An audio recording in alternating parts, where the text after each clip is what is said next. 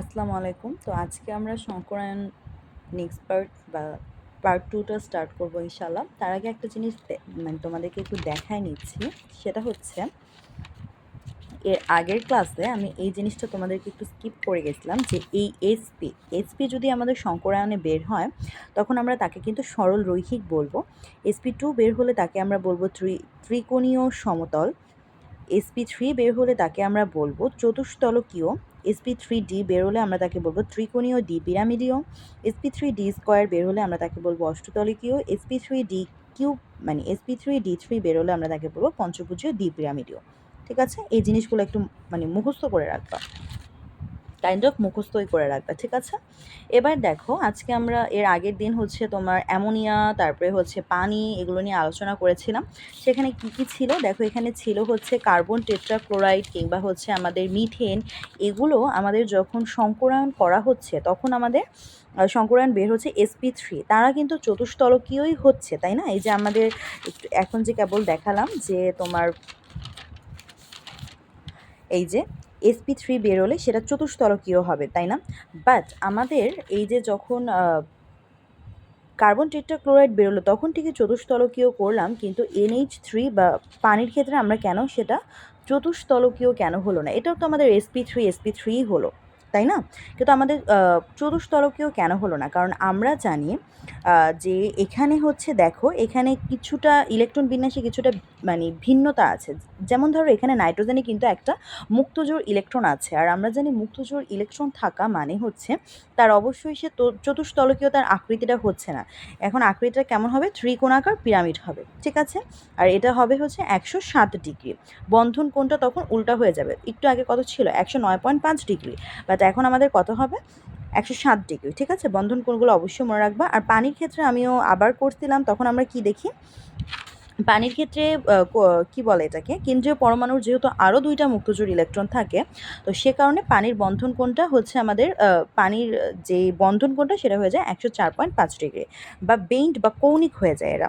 ঠিক আছে, তো চলো আজকে আমরা দেখি হাইড্রোজেন সালফেট। আচ্ছা, একটু আগে আমরা কি পড়ে আসছি? Hydrogen sulphate. আচ্ছা, তোমাদের এবার যারা একদমই নতুন, ঠিক আছে, সংকরায়নে যারা একদমই নতুন, তাদের একটু প্রবলেম হতেই পারে সংকরায়নে। ঠিক আছে, সংকরায়ন জিনিসটা যে খুব একটা সহজ ব্যাপারটা এমন না। তো যারা নতুন তাদের একটু প্রবলেম হতে পারে, তো তোমরা একটু আস্তে আস্তে স্লো মোশনে ক্লাস করো। ঠিক আছে, আগের ক্লাসটা দেখে এসে এই ক্লাসটা করো, ইনশাল্লাহ বুঝতে পারবা। ঠিক আছে, ফার্স্টে আগে পার্ট 1 করে এসে দেন পার্ট 2 করো, তাইলে যদি একটু বোঝো, না হলে কিন্তু বোঝাটা খুবই একটু মুশকিল ব্যাপার। ওকে, আচ্ছা দেখো এখানে আছে হচ্ছে হাইড্রোজেন সালফেট। হাইড্রোজেন সালফেট জিনিসটা কি আমরা জানি। সালফার কোন গ্রুপে বলো তো? গ্রুপ 16 বা চালকোজেন গ্রুপে, তাই না? কারণ আমরা পড়েছিলাম যে হচ্ছে তোমার অক্সিজেন থাকে, সালফার থাকে, সেলোনিয়াম থাকে, টেলোনিয়াম থাকে, তাই না? ওটা কোথায়? গ্রুপ 16তে থাকে।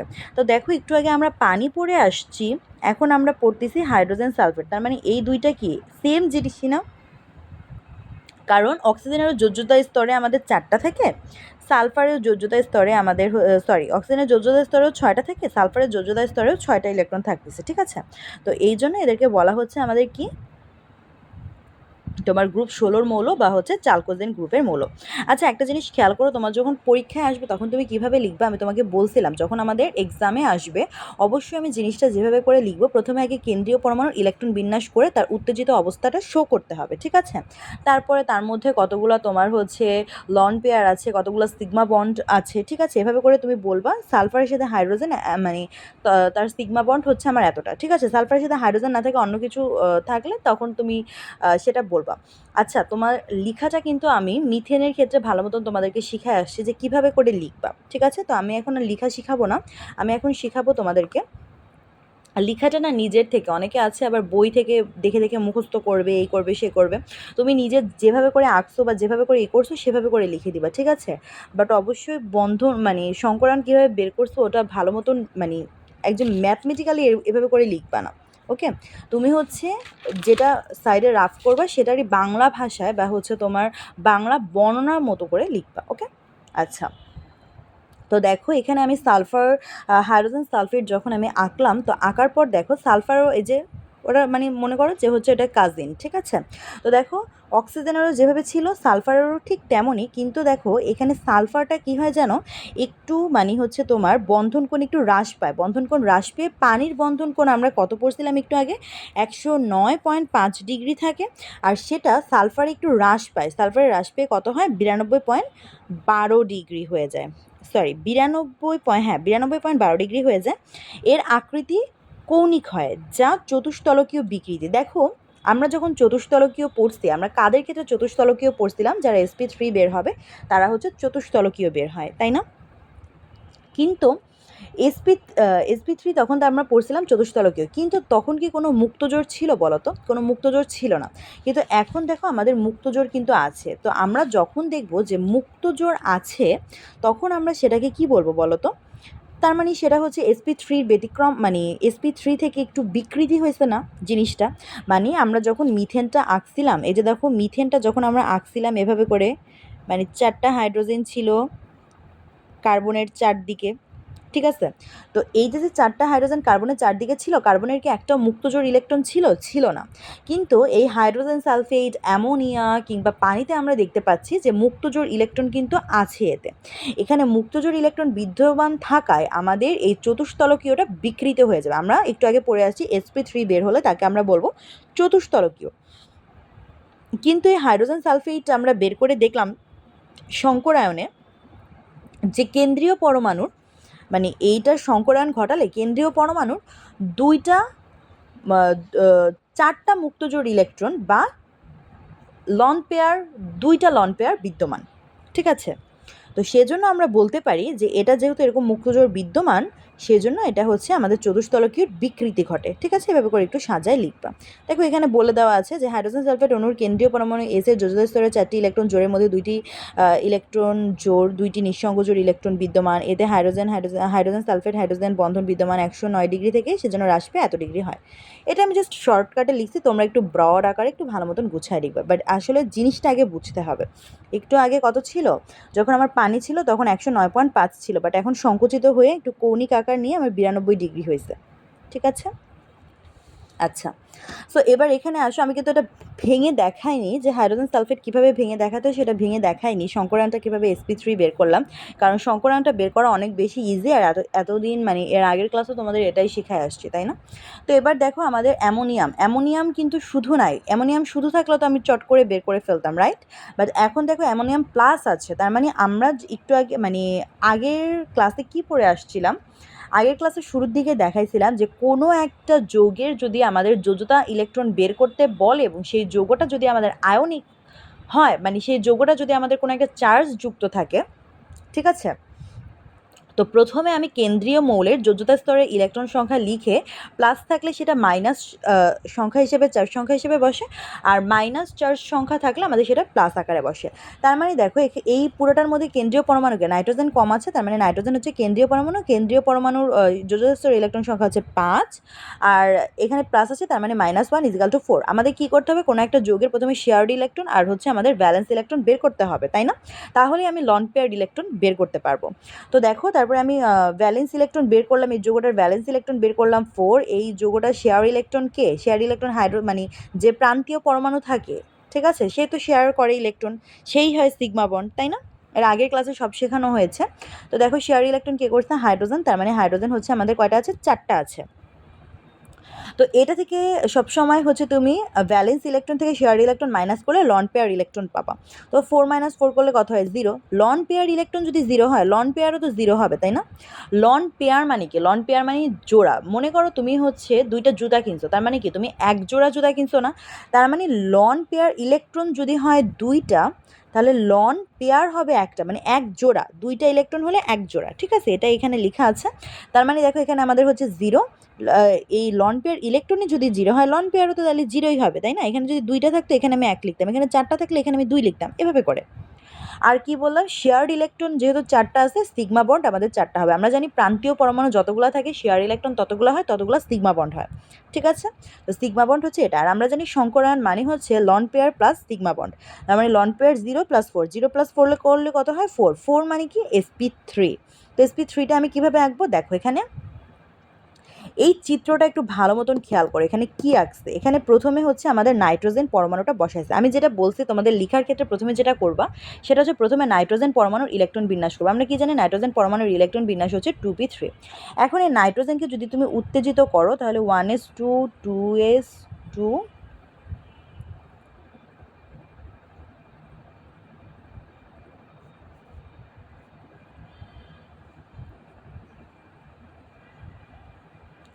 তার মানে দেখো এখানে তো আর তোমার 2d তো আর নাই, তাই না? 2d তো কখনো হয় না।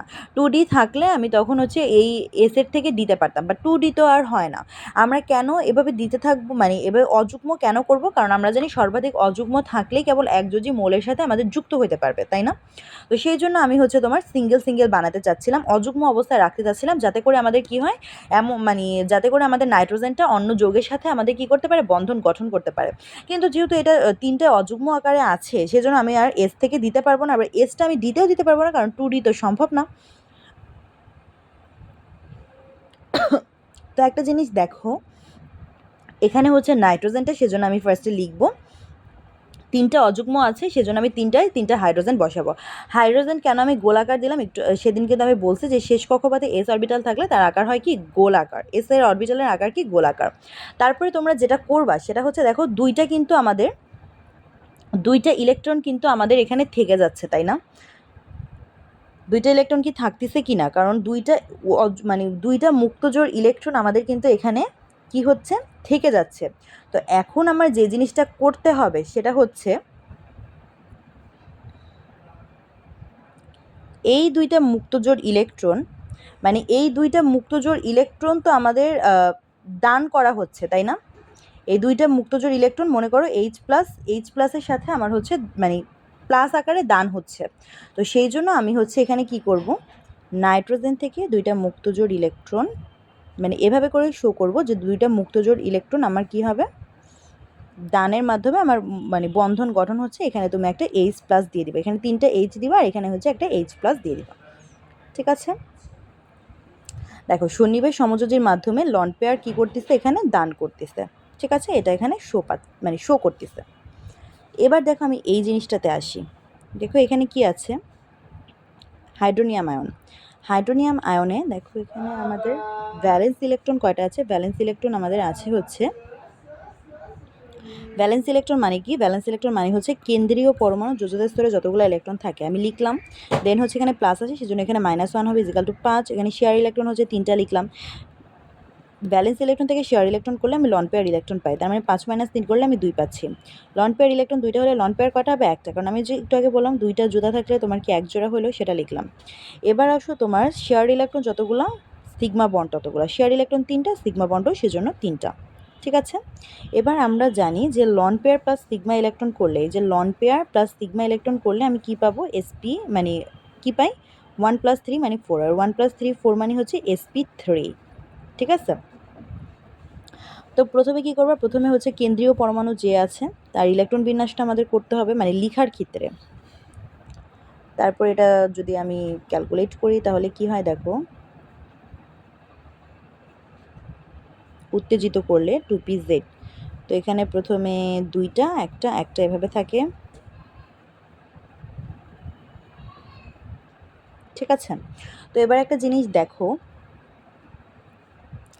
এখানে কিন্তু আমার সর্বাধিক যারা অযুগ্ম অবস্থায় আছেন, ঠিক আছে, যারা অযুগ্ম অবস্থায় আছে তাদেরকে কিন্তু আমি বন্ধন শেয়ার করতে পারছি। যারা অযুগ্ম অবস্থায় আছে তাদের কিন্তু আমি একটু বন্ধন, তাদের সাহায্যে কিন্তু আমি বন্ধন গঠন করতে পারতেছি। বাট আমাদের যে এই যে আমার দুই জোড়া, মানে হচ্ছে দুইটা জোড়া যে আমার ইলেকট্রন, মানে দুই জোড়া ইলেকট্রন যে আমার কাজে লাগে নাই, তার মধ্যে এক জোড়া ইলেকট্রন কিন্তু আমি হাইড্রোজেনের সাথে সন্নিবেশ সমযোজীর মাধ্যমে লন পেয়ার দান করে কিন্তু আমি একটা ইলেকট্রন মানে একটা বন্ধন গঠন করতেছি, তাই না? আর দুই জোড়া আমার হচ্ছে এক জোড়া বা হচ্ছে দুইটা ইলেকট্রন আমার নিঃসঙ্গ অবস্থায় থাকতেছে। এই যে দেখো লন পেয়ার মানে নিঃসঙ্গ অবস্থায় থাকতেছে কিন্তু এইটা, কিন্তু আর এক, আচ্ছা তোমরা এখন ভাবতে পারো যে অনেকের মনে এই কোশ্চেনটা হইতে পারে যে এখানে তো আমি লন পেয়ার জিরোটা দেখলাম, তাহলে এইখানে আমার লন পেয়ারটা আসলো কোথা থেকে? দেখো এই যে এখানের যে লন পেয়ারটা আছে না, সেই লন পেয়ারটা কিন্তু আমার এই যে একটা প্লাসের সাথে আমার কিন্তু সন্নিবেশ সমযোজীর মাধ্যমে বা লন পেয়ার দানের মাধ্যমে কিন্তু আমার বন্ধন গঠন করছে, ঠিক আছে? তো সেই জন্য আমি এখানে এই যে দুইটা মুক্তজোড় ইলেকট্রন দিয়ে আমি কিন্তু এখানে একটা অ্যারো দিয়ে লিখছি, এখানে একটা মানে এইচ প্লাসের সাথে আমার কিন্তু সন্নিবেশ সমযোজীর মাধ্যমে লন পেয়ার দান করে কিন্তু আমার কি করতেছে, বন্ধন গঠন করতেছে, ঠিক আছে? দেখো চারটা হাইড্রোজেন না, তার মধ্যে তিনটা হাইড্রোজেন এভাবে করে আছে আর একটা এইচ প্লাস সে হচ্ছে আমাদের কীভাবে আছে, সন্নিবেশ সমযোজীর মাধ্যমে লন পেয়ার দান করে তার অবস্থান আছে, সেজন্য এইচ প্লাস দিছে। আর এখানে দেখো এখানে তো আমাদের কি আছে, OH3+, তাই না? তার মানে দুইটা হাইড্রোজেন আর একটা এইচ প্লাস আমার কি করবে, একটা এইচ প্লাস হচ্ছে আমার এইখান থেকে এই অক্সিজেনের তো চারটা ইলেকট্রন থাকে, তার মধ্যে এক জোড়া কী করবে আমার হাইড্রোজেন প্লাসের সাথে লন পেয়ার দানের মাধ্যমে সন্নিবেশ সমযোজী বন্ধন গঠন করবে। বাকি থাকলো কি, এক জোড়া নিঃসংযোজী ইলেকট্রন বা এক জোড়া লন পেয়ার বাকি থাকলো, সেই কথাটা এখানে লেখা আছে যে লন পেয়ার এক জোড়া, মানে এক জোড়া ঠিকই নিঃসংযোজী ইলেকট্রন থাকে, বাট এখানে দেখো লন পেয়ার জিরো। দেখো তো এখানে দান মানে সন্নিবেশ সমযোজী বন্ধনের মাধ্যমে যুক্ত হয়ে লন পেয়ার দান করে বাকি কি কিছু আছে? কিছু নাই, বাট এখানে কিন্তু একটা বাকি আছে, সেজন্য এখানে লিখছি। বোঝা গেছে জিনিসটা? তো এটা আমাদের কি 109.5 ডিগ্রি বা চতুস্তলকীয়ই হয়েছে, আর এটা হয় আমাদের ত্রিকোণাকার পিরামিড বা 107 ডিগ্রি, ঠিক আছে? এটা একটু ভালো মতন বলে দেবো, এটা হচ্ছে আমাদের দেখো ত্রিকোণাকার পিরামিড, ঠিক আছে? বাট এটা হচ্ছে আমাদের চতুস্তলকীয়ই হয়েছে, তো সেজন্য এটা চতুস্তলকীয় 109.5 ডিগ্রি, আমরা জানি চতুস্তলকীয় মানে 109.5 ডিগ্রি। বাট এই হাইড্রোনিয়াম আয়ন কি হয়ে যায়, sp3 হওয়া সত্ত্বেও এটা হচ্ছে ত্রিকোণাকার পিরামিড হয় বা 107 ডিগ্রি। ওকে, আচ্ছা, এই যে দেখো যখন প্লাস আসতেছে মাইনাস আসতেছে তখন কিন্তু আমাদের একটু জিনিসটা চেঞ্জ হয়ে যাচ্ছে। ওকে, এখন আমি তোমাদের আরেকটু কঠিন একটা বিষয় পড়াবো।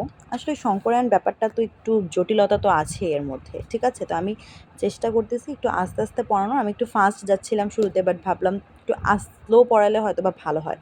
তো দেখো বুঝো কি না, দেখো এখানে আছে PQ4+ আর Q2R এর বন্ধন কোণ একই হবে কি না, অ্যামোনিয়াম আর হাইড্রোজেন সালফেট, ঠিক আছে? অ্যামোনিয়াম জিনিসটা কি, NH4+ আর হাইড্রোজেন সালফেট, তো এইটা তো তোমরা বের করতেই পারছো, এটার বন্ধন কি একই হবে?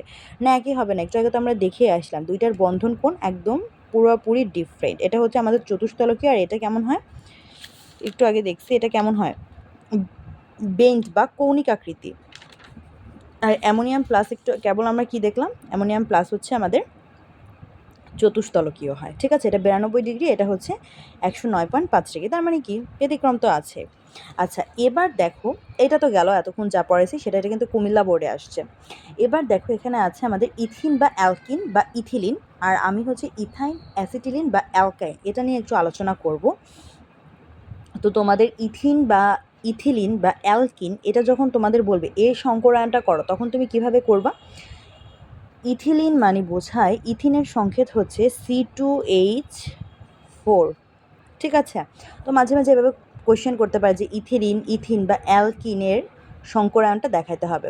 তো আমরা কি জানি, আমরা জানি ইথিনের সংকরায়নটা হচ্ছে, ইথিনে আমাদের কি বন্ধন থাকে, ইথিন মানে আমরা জানি দ্বিবন্ধন, তাই না?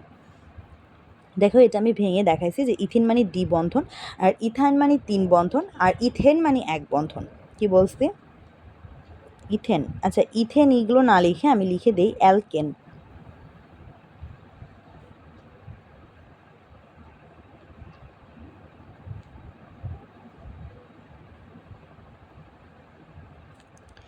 অ্যালকেনে 1 বন্ধন, অ্যালকিনে 2 বন্ধন, অ্যালকাইনে 3 বন্ধন। দেখো অ্যালকিনে 1 বন্ধন যেটা থাকে সেটা হচ্ছে সিগমা বন্ড, অ্যালকিনে থাকে হচ্ছে সিগমা বন্ড পাই বন্ড, অ্যালকাইনে থেকে পাই বন্ড আর একটা সিগমা বন্ড।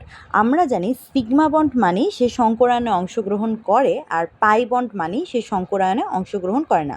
সিগমা বন্ড মানেই সংকরায়নে অংশগ্রহণ করে, পাই বন্ড মানেই সংকরায়নে অংশগ্রহণ করে না, ঠিক আছে? তার মানে ইথিনের সংকেতটা যেহেতু আমি এই যে গাঠনিক সংকেতটা যখন লিখলাম এভাবে করে, আবার অনেকে এভাবেও লিখে,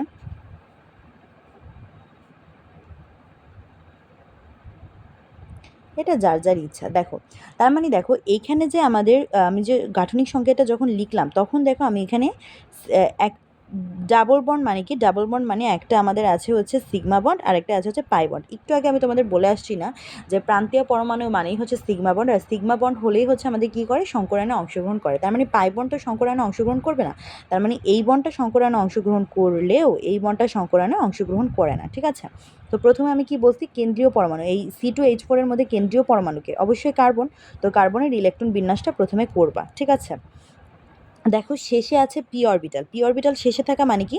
পি অরবিটাল শেষে থাকা মানে হচ্ছে আমাদের পি অরবিটাল কি হয়ে যায়? আমাদের ডাম্বেল আকৃতির হয়, তাই না? কিন্তু দেখো আমি তোমাদেরকে একটা কথা বলছি, সেটা হচ্ছে যে এখানে তোমাদের এই যে তোমাদের সিগমা বন্ডটা আছে, এই সিগমা বন্ডটা অংশগ্রহণ করলে পাই বন্ডটা অংশগ্রহণ করবে না। তার মানে এই যে 2p z অরবিটালটা আছে, এই যে 2px পাইছি, 2py পাইছি, 2pz পাইছি, তো এই 2pz অরবিটালটা কি করে না বলো তো? এই 2pz অরবিটালটা বন্ধনে অংশগ্রহণ করে না।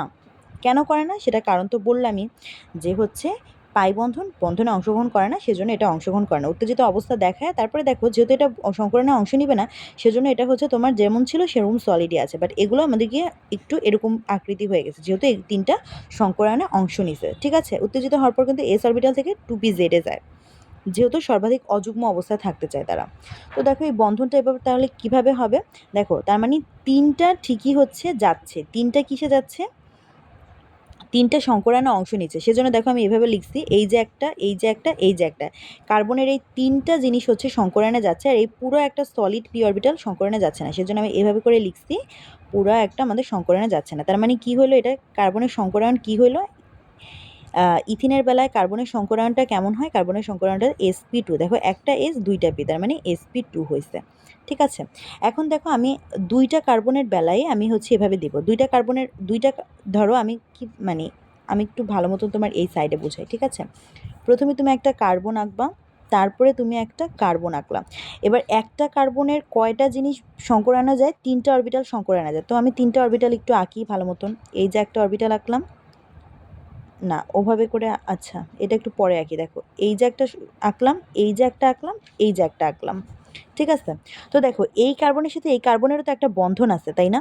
সেজন্য এই কার্বনের একটা বন্ধন এই দিকে যাবে, একটা এই দিকে যাবে, আর একটা এই দিকে যাবে। ঠিক আছে, আর দুইটারই একটা করে অসংকরণ অরবিটাল থাকবে, তো আমি সেটাই আঁকবো এখন। এই যে একটা অসংকর অরবিটাল, এই যে একটা অসংকর অরবিটাল, এই যে একটা অসংকর অরবিটাল, এই যে একটা অসংকর অরবিটালটি কিন্তু আমি পুরাপুরি হচ্ছে কি করব? পুরাটা পি অরবিটাল আঁকতে হবে। তো এটা হচ্ছে অসংকরিত। এই অসংকরণের মাধ্যমেই, অসংকর অরবিটাল থাকার কারণেই হচ্ছে কি হয় বলো তো? পাই ইলেকট্রনের সৃষ্টি হয়। ঠিক আছে, তো এবার দেখো, আর এই দুইটার সাথে কি ছিল আমার? দেখো তো দুইটা করে হাইড্রোজেন ছিল না, সেজন্য আমি দুইটা করে হাইড্রোজেন দিব। Hydrogen, hydrogen.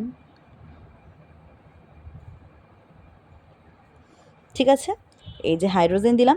এবার একটা জিনিস খেয়াল করো, আর এখানে তোমরা লিখতে পারো হাইড্রোজেন হচ্ছে তোমার, হাইড্রোজেন এস লিখে এখানে তুমি হাইড্রোজেন লিখতে পারো, আর কার্বন মানে এটা কি করছে? sp2 সংকরিত হয়েছে। ঠিক আছে, এভাবে করে তোমরা লিখতে পারো, এখানে sp2 লিখতে পারো, এটার ভিতরে sp2 লিখতে পারো, ইচ্ছা। আচ্ছা, তো কি বুঝলাম? এভাবে করে আমাদের সংকরিত হয়েছে।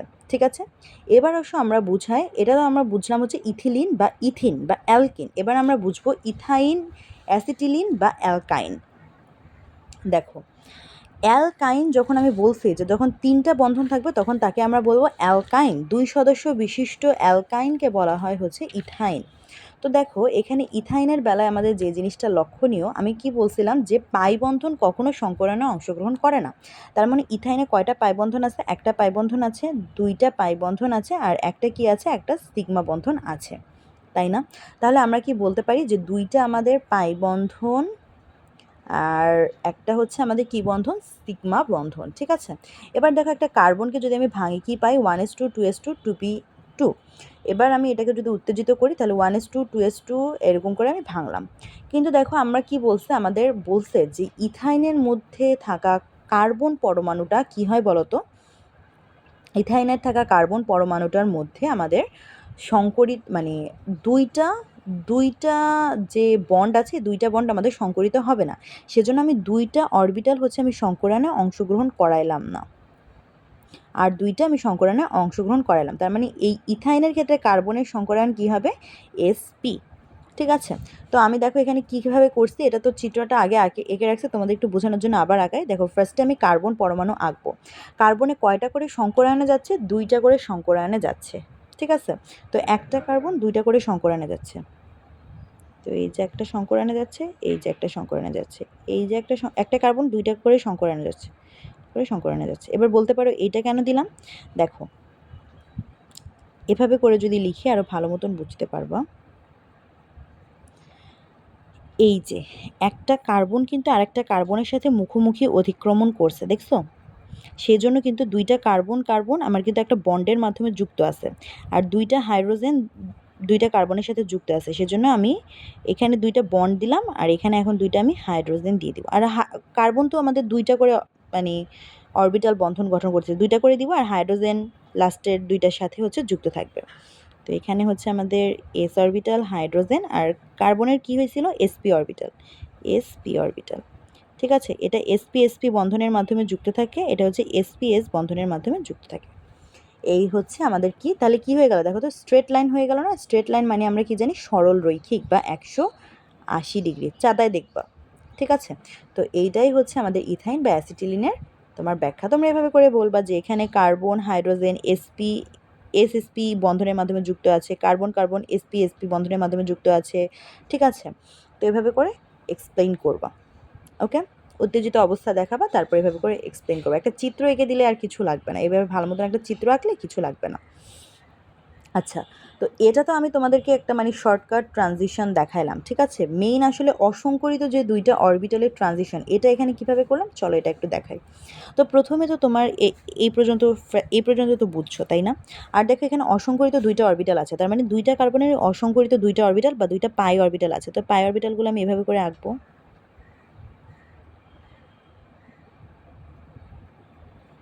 মানে অসংকরিত অরবিটাল কিন্তু ফুল আঁকতে হবে, কারণ সেটা কিন্তু বন্ধনে অংশগ্রহণ করে না। তারপর একটু এটাকে এরকম জোড়া লাগাই দিবা, এবং এভাবে করে কথাটা বলবা যে এই অসংকরিত অরবিটালগুলো তোমার বন্ধনের সমতল মানে বন্ধনের উপরে নিচে সমতলে অবস্থান করে বিধায় এরা হচ্ছে কি হয়? পাই বন্ধনের সৃষ্টি করে। ঠিক আছে, এভাবে করে ব্যাখ্যা দিবা, শেষ। আর অসংকরিতগুলো একটু ভালো মতন চিহ্নিত করে দিবা, যাতে দেখে মনে হয় এরা হচ্ছে অসংকরিত।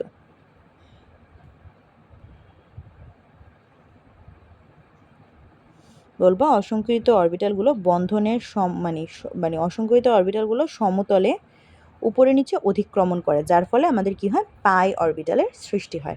পাই অরবিটাল কিন্তু দুর্বল, আর সিগমা বন্ড কিন্তু আমাদের শক্তিশালী বন্ড, আর যেটা হচ্ছে সামনাসামনি অতিক্রমণ করে। দেখো এই যে সিগমা বন্ডটা ছিল, এই যে সিগমা বন্ডটা আমাদের ছিল, এটা কিন্তু আমাদের কি সামনাসামনি অতিক্রমণ করছে। এই কার্বনের সাথে হাইড্রোজেনটা কিন্তু সামনাসামনি অতিক্রমণ করেছে, আর এরা কি পাশাপাশি অতিক্রমণ করে। দেখছো, পাশাপাশি, সামনাসামনি কিন্তু না, পাশাপাশি করে। ঠিক আছে, এটা অলওয়েজ মনে রাখবা যে পাই বন্ড পথে পাশাপাশি অতিক্রমণ করে, আর সাথে হচ্ছে সিগমা বন্ড হচ্ছে শক্তিশালী বন্ড, সিগমা বন্ড সামনাসামনি অবস্থান করে। সব ক্ষেত্রে সিগমা বন্ড সামনাসামনি অবস্থান করে। দেখো এখানে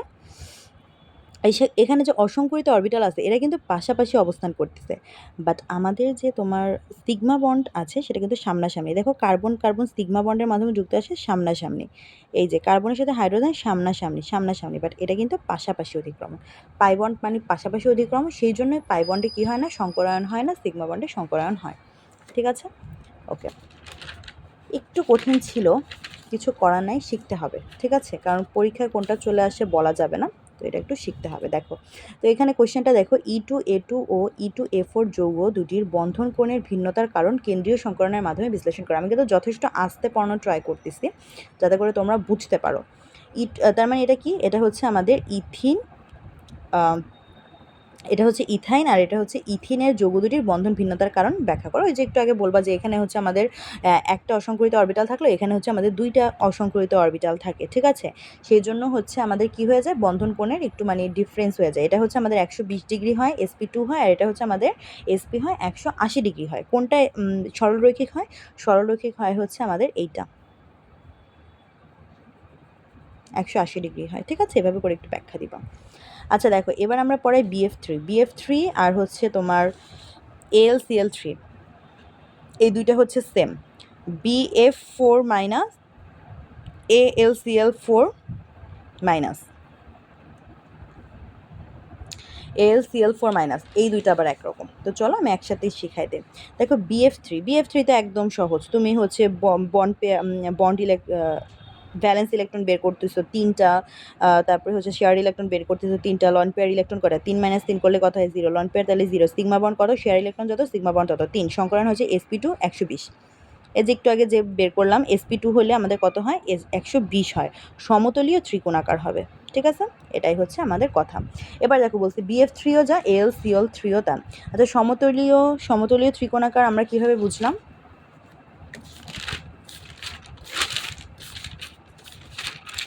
ক্লাসের শুরুতেই কিন্তু পড়ে আসছি এই যে ত্রিকোণীয় সমতল বা সমতলীয় ত্রিকোণাকার, একই জিনিস 120 ডিগ্রি আর 180 ডিগ্রি হলে সেটা হচ্ছে সরলরৈখিক। যেটা হচ্ছে ইথিনে হয় হচ্ছে সমতলীয় ত্রিকোণাকার 120 ডিগ্রি, আর ইথাইনে হয় হচ্ছে আমাদের সরলরৈখিক 180 ডিগ্রি। ওকে, এগুলো কিন্তু ভোলা যাবে না, এই জিনিসগুলো খুব ইম্পর্ট্যান্ট। এবার দেখো AlCl3ও সেম, সেজন্য আমি আর রাখলাম না, জাস্ট এভাবে করে লিখে দিচ্ছি AlCl3, এভাবে করে বলে দেবা। যখন মনে রাখবা মুক্তজোড় ইলেকট্রন যতক্ষণ পর্যন্ত না থাকবে ততক্ষণ পর্যন্ত কিন্তু তুমি, আমরা যেভাবে সংকরায়ন পড়ছি সেভাবে সংকরায়ন sp2 sp3 sp যাই বেরোক না কেন ওরকমভাবে করে চিত্র এঁকে নিচে লিখতে পারবা। বাট মুক্তজোড় ইলেকট্রন আসলো কিংবা উপরে একটা মাইনাস প্লাস চলে আসলো তখনই কিন্তু আমাদের কি হচ্ছে, ব্যতিক্রম হচ্ছে। ঠিক আছে, তো এখানে দেখো অ্যালুমিনিয়াম মাইনাস মানে কি, আচ্ছা ফার্স্ট আগে BF4 মাইনাসটা বোঝায়। ভ্যালেন্স ইলেকট্রন কত আমরা জানি, বোরনের 3, যেহেতু গ্রুপ 13 মূল তাই মানে বোরনের 3 থাকবে, আর হচ্ছে তোমার মানে মাইনাস চার্জ আছে সেজন্য +1 = 4। শেয়ার ইলেকট্রন কয়টা, 4টা। লন পেয়ার ইলেকট্রন হচ্ছে 0টা, 4 থেকে 4, লন পেয়ার 0টা, আর সিগমা বন্ড হচ্ছে 4টা, sp3 বেরোলো। এখানে দেখো বোরন, ফার্স্টে আমি বোরনটা লিখলাম। ঠিক আছে, বোরনটা লিখার পরে বোরনে দেখো যখন আমরা NH4 প্লাস করছিলাম তখন কি করছিলাম, যে H+ একটা মুক্তজোড় ইলেকট্রন গ্রহণ করছে। ঠিক আছে, বাট এখন দেখো কি হয়েছে, F- একটা মুক্তজোড় ইলেকট্রন বোরনকে দান করছে। ঠিক আছে, তখন কি ছিল, NH4+ যখন করছিলাম তখন আমি এভাবে করে লিখছিলাম হাইড্রোজেন হাইড্রোজেন হাইড্রোজেন, তখন এভাবে ছিল যে দুইটা সোডিয়াম H+কে একজোড়া মুক্তজোড়া ইলেকট্রন দান করতেছে। বাট এখানে দেখো বোরন একজোড়া তোমার বোরনকে ফ্লোরিন একজোড়া মুক্তজোড় ইলেকট্রন দান করতেছে। ব্যাপারটা বুঝতে পারছো কি হচ্ছে? আচ্ছা, একটু আগে নাইট্রোজেন দান করছিল, এখন কিন্তু বোরনকে ফ্লোরিন মুক্তজোড় ইলেকট্রন দান করতেছে। বোঝা গেছে? তো এই হলো ব্যাপার, এভাবে করে একটু বুঝাই দিবা। ঠিক আছে, চিত্র দিয়ে বুঝাই দিবা। আবার দেখো ক্লোরিনও এখানে দান করতেছে। এখন বলতে পারো যে দান কেন করতেছে? দেখো ক্লোরিন তোমরা যারা লিগ্যান্ড পড়ছো তারা জানো, ক্লোরিন এরা কি লিগ্যান্ড না? তো এই লিগ্যান্ড থেকে ইলেকট্রন কি হচ্ছে, গ্রহণ করতেছে কে, অ্যালুমিনিয়াম। ঠিক আছে, কারণ আমরা জানি যে এই BF3 AlCl3 এরা হচ্ছে লুইস অ্যাসিড হিসেবে কাজ করে। লুইস অ্যাসিড কারা, যারা হচ্ছে ইলেকট্রন গ্রহণ করতে পারে তারা হচ্ছে লুইস অ্যাসিড, তাই না? তো সেই প্রেক্ষাপট থেকে আর কি এই জিনিসগুলো আসছে। ওকে, আচ্ছা, এবার দেখো উদ্দীপকের এক্স ও ওয়াই সংকরায়নের ভিন্নতা ব্যাখ্যা করো। সংকরায়ন কি আছে, এই যে AlCl3 আছে আর হচ্ছে তোমার A3Y মানে আমি এখানে লিখে রাখছি NH3 অ্যামোনিয়া আর BF3 ব্রোন ট্রাইফ্লোরাইড। তো বোরন ট্রাইফ্লোরাইডে আমাদের কি আসবে, আমাদের আসবে হচ্ছে sp2, এটাকে ভেঙে দেখবে sp2 আসে, মানে সংকরায়ন করে চিত্র আঁকবা দেখবে sp2 আসে, এটাকে ভাঙলে আসে sp3। এটার ভিন্নতার কারণ কি, ভিন্নতার কারণটা একটু ব্যাখ্যা করে দিবা। ঠিক আছে, একদম ইজি, এটা তোমরা নিজেরাই করতে পারবো। আচ্ছা, তো এবার দেখো, এবার যেটা শিখাবো, এই যে তোমাদের প্লাসেরগুলো শিখাচ্ছি, ঠিক আছে, এই জিনিসগুলো কিন্তু একটু ভালো মতন মনে রাখবা, যেগুলো হচ্ছে আয়নিক যৌগ যেগুলো শিখাচ্ছি, আয়নিক যৌগগুলো মানে চার্জ বিশিষ্ট যে যৌগগুলো শিখাচ্ছি সেই যৌগগুলো একটু মনে রাখবা। ঠিক আছে, আয়নিক যৌগ না, চার্জ বিশিষ্ট যে যৌগ শিখাচ্ছি সেগুলো মনে রাখবা। দেখো কার্বন ডাইঅক্সাইড আর BlCl3 এই দুইটা হচ্ছে আমাদের sp হয়, এটা একটু ব্যতিক্রম। কেন ব্যতিক্রম চলো দেখে আসি। দেখো এখানে আমরা জানি কার্বনের সংকরায়ন হয় sp, বাট এখানে অক্সিজেনের সংকরায়ন হয় sp2। কার্বন হচ্ছে যেহেতু sp সংকরায়ন হয় তার মানে এখানে একটা দিবা, এখানে একটা দিবা। ঠিক আছে, আর অক্সিজেন হয় হচ্ছে sp2, তার মানে অক্সিজেনের 3টা থাকবে, 1 2 3টা, অক্সিজেনের 3টা, 1 2 3টা, এভাবে করে দেন এঁকে দিবা। ঠিক আছে, সেজন্য কার্বন ডাইঅক্সাইড কী হয়, সরলরৈখিক হয়, এটা একটু ব্যতিক্রম, সেজন্য এটা ব্যতিক্রমভাবে লিখে রাখবা। ওকে, এখন বলতে পারো যে তাহলে কার্বনকে এখন চাইলে তোমরা এটা দেওয়া কি ঠিক হবে? আচ্ছা না, ওটা দেওয়া ঠিক নাই। বাট এভাবে করে মনে রাখো যে কার্বনে তোমার হচ্ছে অসংকরিত অরবিটাল থাকে, অক্সিজেনের অসংকরিত অরবিটাল থাকে, বাট এখানে আমরা এগুলো শো করার কোনো দরকার নাই। তুমি জাস্ট এভাবেই আঁকবো। অক্সিজেনের 3টা থাকে, তার মানে কি sp2 হলে তো 3টা হয়, তাই না? আর কার্বনের তোমার থাকবে হচ্ছে তোমার 2টা, মানে হচ্ছে sp। ঠিক আছে, 2টা অরবিটাল থাকে sp। তো এই 2টা হচ্ছে কার্বনের সাথে মানে অক্সিজেনের সাথে শেয়ার করে আমাদের কি সরলরৈখিক বা 180 ডিগ্রি গঠন করে। এটা একটু ব্যতিক্রম, মনে রাখবা। এবার আসো তোমার BlCl2। Cl থাকবে আমার 2টা।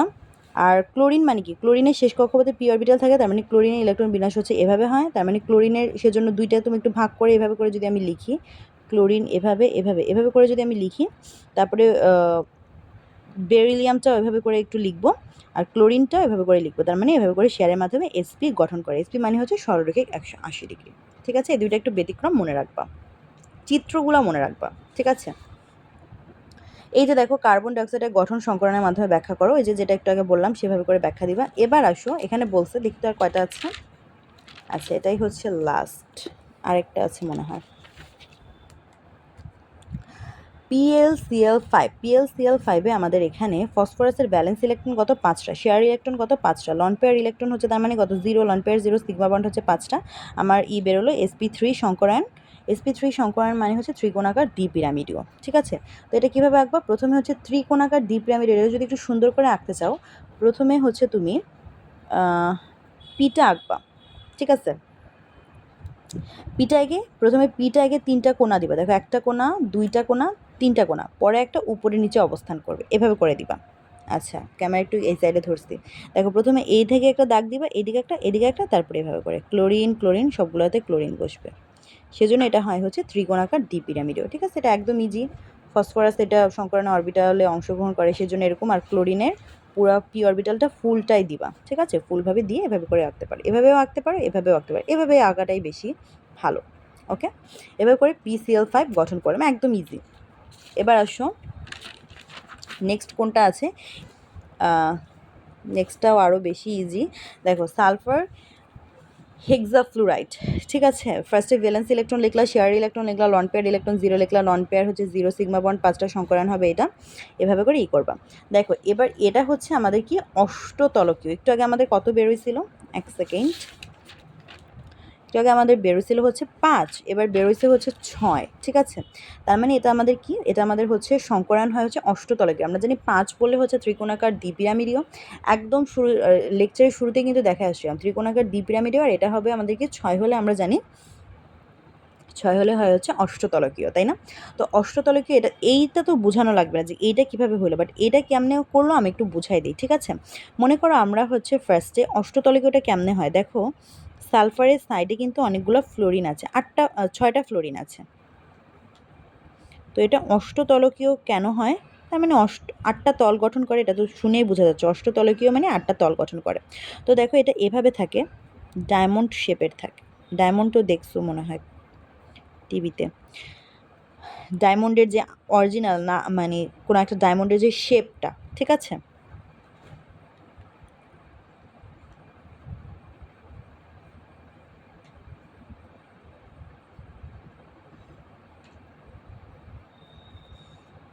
বুঝতে পারছো?